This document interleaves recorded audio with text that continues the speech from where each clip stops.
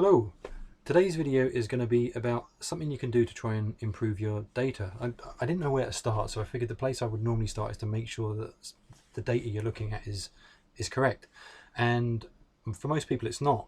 So this is going to be a couple of easy fixes you can do in Google Analytics that should hopefully improve what you're looking at.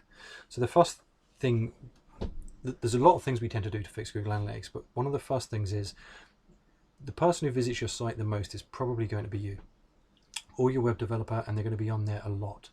So when you look at things like the average time on site, the amount of time people have spent on your website, it's going to be junk because some people might have spent a few hours being you or your developer, but it's going to naturally push up the amount of time that it appears that everybody else has spent on your site.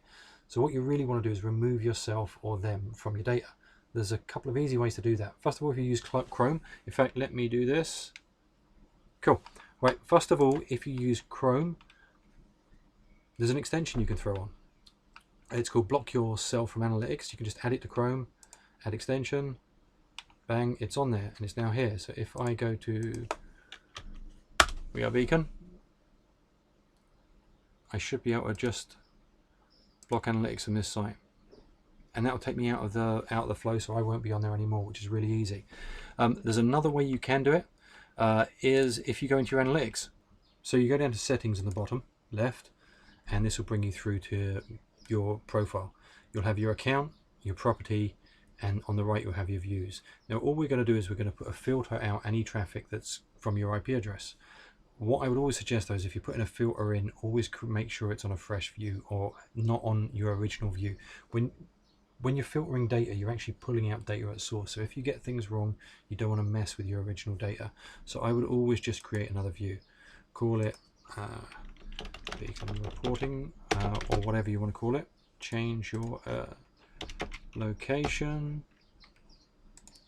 and hit Create a View. You'll now have a new reporting view. Then you can just apply a filter, add filter, call this my IP address or whatever you want to call it, and we're going to select to exclude any traffic from an IP address that are equal to, and we're going to put our IP address in.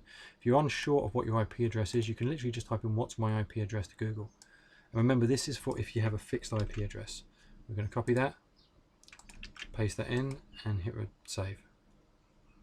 Now we now have a new reporting view that will pull out any traffic from anybody at that IP address. So when we go to audience and we look at the overview, there'll be no data here because we've literally just set up this profile, but from any data recorded at this profile going forward, will no longer have me or anybody else who's using this IP address included in.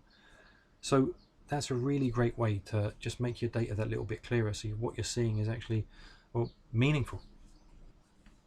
See you tomorrow.